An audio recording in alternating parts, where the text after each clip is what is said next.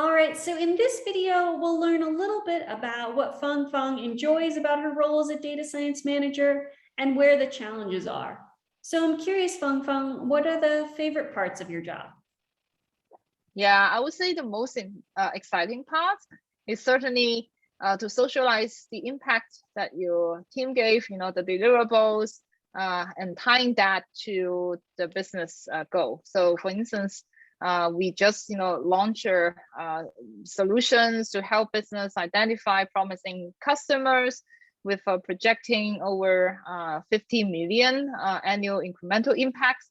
So this is, huge, right? I feel that our work is so meaningful. It's helping the business, driving a lot of customer value, and it's not just the execution part, but also the impact that brings through. That makes me really, really excited, and to see that also shows on my team members how we communicate the results to leadership and stakeholders. It's just like the best days for me during this role.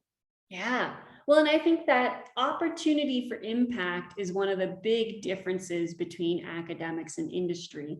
Which parts of that impact resonate with you the most, right? Is it the sharing it with people? Is it making money? Is it seeing LinkedIn users have a different experience? What parts stand out to you?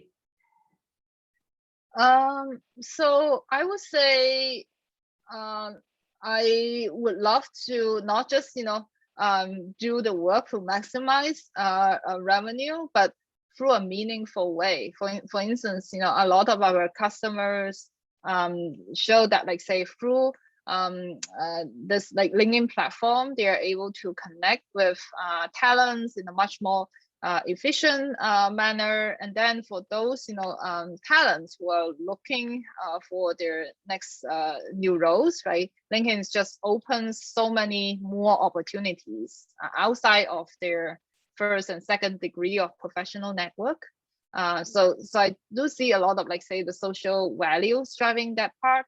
And then there is also this tighter integration between the hiring solutions as well as the learning, right? Because it's kind of really separate the two journey. There is a thing called the Grand Reshuffle that is really popular recently, and that says within the pandemic, people are rethinking and reimagining their career path, and LinkedIn Learning, which offers opportunities for them to gain new skill sets, and just again creates a brand new possibility for their new careers. So working in these particular areas is internally satisfying to me, because I'm so echoing with the broader company mission. Yeah, almost that sense that your product connects people with new career opportunities, gives them new skills, and I've certainly leveraged it for both. So +1 for me as a great user who has found a lot of value on LinkedIn. I'm curious, what do you consider the most challenging parts of your role? I would say the balance of business agility and engineering excellence. So earlier I mentioned that this particular data science team sits under engineering. That means not only we care about how to bring up a solution, right, but also how to make it scalable and live up to the scientific rigor. So that could be really challenging sometimes, that we are running very fast, right? Satisfying all sort of say business requirement, developing say a workable, effective MVP solution. But then on the other hand, when we communicated this update to the engineering leaders, the questions how are you thinking about modularize the code, or what's their maintenance plan here? How to make it more efficient? I was like, oh, gee, okay, so need to do that in iterative manner. But then when you go back to business partners, say, oh, things might change down the road, so not sure. So a lot of say considerations to take into account when you decide how to kind of strike their balance of a workable solution and keep iterating that to become an efficient solution down the road. Yeah. And so in some ways, you and your team need to balance the interests and needs of multiple internal customers, some of whom want a deliverable, an output that looks one way, and others who might look another. It reminds me almost of in science, when you send a paper out for peer review, there's almost always peer reviewer 1 who wants this and peer reviewer 2 who wants this, and they may not overlap very much. And your job is to try to balance those and find some compromise or happy medium. Sounds a little bit like what you're doing. Yeah, I would say the end goal are the same. I don't think, like, say, business leaders will really appreciate solutions that are patchy and eventually cannot survive through code deprecations, migrations, etc. But it's just like at this particular time point, like how to balance the need is really, I would say, tricky sometimes. Yeah. The other thing I'm hearing there, and I've heard this from a number of academics who've jumped into industry, is the level of precision needed, right? Where you maybe have some stakeholders who are saying, we need this tomorrow, and some stakeholders who are saying, we need this done extremely well.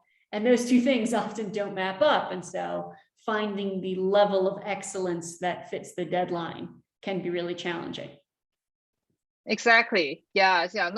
Normally we use this like rapid framework to kind of like say align a way to identify a solution, and that has been really effective. I think it's very popularly adapted across the entire company. Makes sense. And so I'm curious, you've been doing, data science now for many years, and you've been a data science manager at LinkedIn for around 2 years.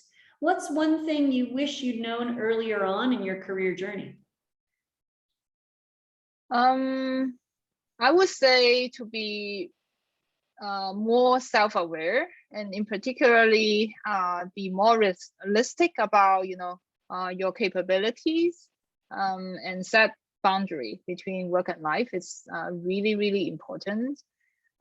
So just to share a small story on my own, there was this time period when I returned actually from maternity leave, that I felt that, wow, the whole world is spinning around me, because there is this big kind of like say business focus, changes in integration, and also a lot of like say the data foundation needs to be revamped. Because of that, there is this reorg happening both at the partner and the team, so that I inherited a new team, and how to sort of like say to align again my new team's vision to that changing kind of like say business landscape, coupled with migrations, fire drills. So I felt that like say work is just mounting,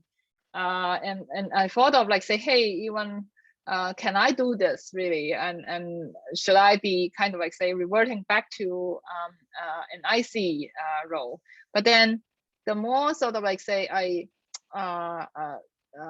talked to my career coach, and the more I realized, it's potentially, at any given time, the environment may be playing 30% of what sort of like say your workload, but the 70% you actually have a lot of control on how to set expectations with people, what you can take, and then how to set boundaries, right, between like work and non-work time. So at that time, I was a new mom, have a also 4-year-old at home, and it was like during pandemic, a lot of challenging happening, situation happenings on the family side. But over the time, I learned, like say, to communicate, when my work, like off time, with families, become really say no to meetings scheduled during that time. Resist myself of checking, constantly the work messages, outside of that those hours will really help. And just to learn to be more self-compassion along the journey, recognizing you are not a superwoman that can work 24/7, and managing your expectation of yourself. Actually, it's just one element that adds to managing team and stakeholders. Yeah, well, and so I'm hearing that self-awareness, self-management, self-compassion, and doing that internal side, and then also setting and defending those external boundaries when, say, folks schedule something outside of those hours. And so that matching of the internal and external with that 70-30 balance seems like it has helped evolve the workplace for you. Yeah, I would say things calm down quite a bit. A couple of quarters in, now that, like, say, the a new business has ramped up, like from foundation, sort of, like, say, in planning and everything done in a better place. I certainly feel that, like, say, I get a better handle of things. And it again, practice all this, like, how you deal with uncertainties, build your resilience along the journey. So I'm very grateful of this experience. And I'm glad that, like, say, I'm sticking around. Yeah. Well, so it sounds like you've done a lot of work and a lot of growth as a data science manager, I'm sure, both to become that and in your time as a data science manager. If you could share with someone what the wrong reasons are to become a data science manager, what comes to mind? Yeah, definitely. I've heard a lot of, like, say, senior members across my entire tech journey that share with me, hey, it seems that I'm hitting like a glass ceiling. I don't see myself advancing to the next level as an IC. So what should I do? Shall I try data science manager? So the way they frame it is as if they're running out of option. So the only option for them to continue advancing is to pivot to manager role. It's good idea to try it, but I would say certainly that's not a job for everyone, because compared to senior ICs, there's a lot more emphasis on strategies, communication, operations, the non-glorious part of the, like, say, the mundane data science manager work. And I've heard people, quite some people actually say that, oh, I really miss my IC work dearly. I love coding. I love building models. I did not get the chance to do much of that anymore. Upon taking up, this admin, operational roles. So that's the one thing we'd love to share with you all. Well, it's it's encouraged to kind of, like, say, take intellectual risks and try the role. It's always also be equally important to be super self-aware, to observing what you like and what you don't like, and then pivot accordingly. Yeah. And so having that self-awareness about the parts of the job that you enjoy, knowing that the manager role has a pretty different balance of where your time goes relative to the individual contributor role. And so almost matching, that what do I want to do with that perception of I need to level up, knowing that there are opportunities to continue to grow your career in any of these paths. Exactly. Yeah, you summarize way better than I do. Sorry. Well, I'm just taking your insights and relaying them back. So that's basically. Well, and Fangfang, thank you so much for sharing your insights on your career journey, what you do, anything else, that job seekers can sort of use to evaluate this path. Anything that you haven't shared that you'd like to share before we wrap up? I would say certainly, like, probably biased, right? Like, given that I work on LinkedIn, it's a great platform for you to just extend your professional networks. They're right now adding, like, say, more capabilities, such as allowing filtering on different types of job that allows flexibility, remote, and even encouraging SMBs to post free jobs. So check out these new capabilities and build the professional network that helps you land your next dream career.